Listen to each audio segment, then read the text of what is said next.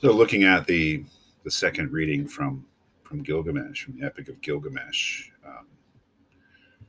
sort of like the middle part, I decided in the way that I broke it up. The first part was really the introduction of Gilgamesh and of his friend in Enkidu, and they clash at first, but then they become very close friends. And remember, Enkidu is created by the gods to provide someone who can match up with Gilgamesh, who can restrain him because he's oppressing his people. He seems to be he's too overbearing, and he does some things which are pretty ugly.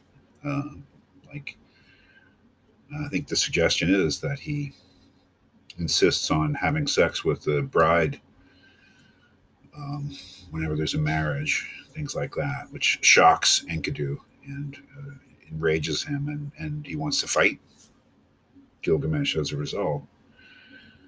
So, we're already, kind of conflicted about this character, Gilgamesh. He is the hero of the story, but he is not, I don't know, very likable.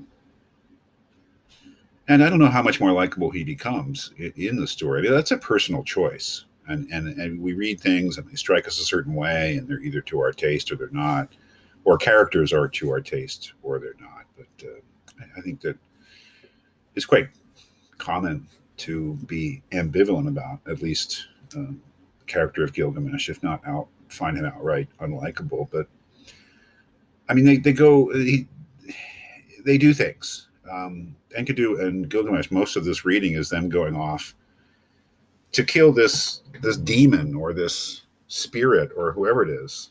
This is all in the Middle East, and they're going up to Lebanon, where the cedar forests are, and they're going to steal one of the cedars, and they kill this guy Humbaba, who's basically a kind of I don't know, demigod, or I don't know. He's like the overseer of the cedar forest, and they go off just to have an adventure, which I don't know, man. I mean, maybe you can just go off and do things to have adventures, and you want to get into a big fight with this powerful demon or spirit or whatever it's supposed to be. But there's this sort of feeling, why are they doing this? Why don't they just leave Humbaba alone in his forest? But they want to do something great, and maybe that's what makes a hero.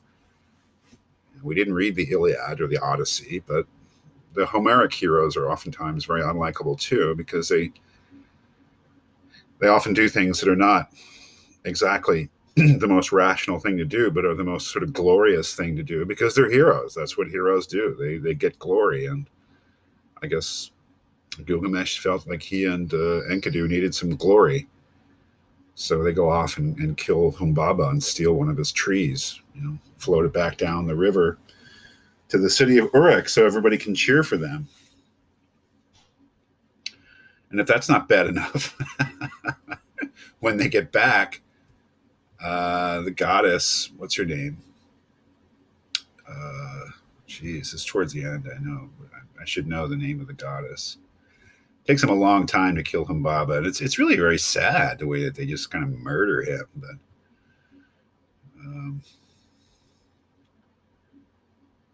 yeah, when they get back to Uruk, the goddess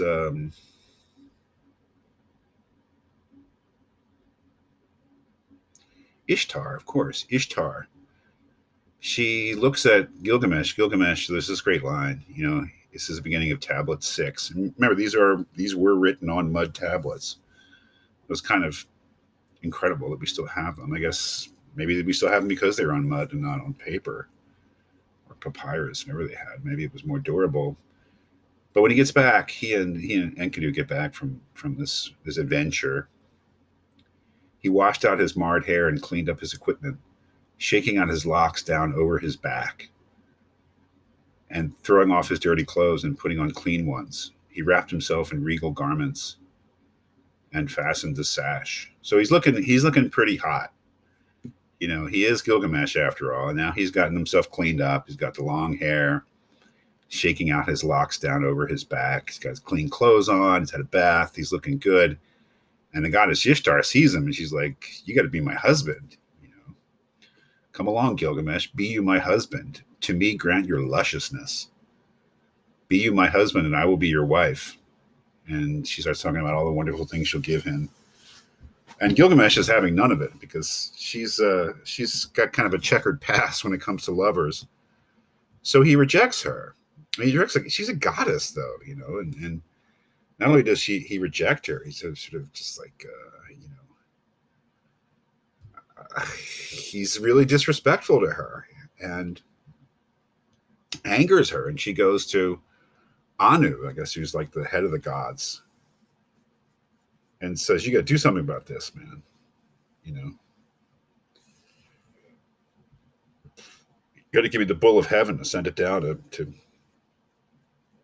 punish Gilgamesh," which Anu does, and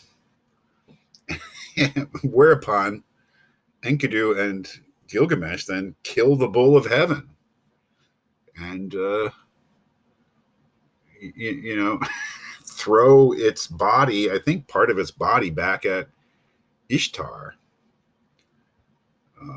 Kind of just desecrate the body of this special bull of heaven. I mean, in any case, I mean, it's a crazy story. It's a great story. I mean, it's a great story. And this leads to the end of this reading, which is the death of Enkidu, who is more or less killed because, you know, by the gods. He gets ill, and you'll see he dies. But more or less, it's a punishment for the arrogance of these two in killing the bull of heaven and the way that they treated the gods. I don't know. Gilgamesh is a very he walks a fine line between being a human being and then the gods. He seems to get away with everything. Poor old Enkidu takes the heat here. But it is the death of his friend Enkidu, which leads us to the last part of the story, and perhaps the most famous part of the story. The last part where, you know, he's so devastated by the death of Enkidu that he goes on this quest looking for the secret of eternal life. Really amazing. It's a great story. It is a great work. It's a true classic.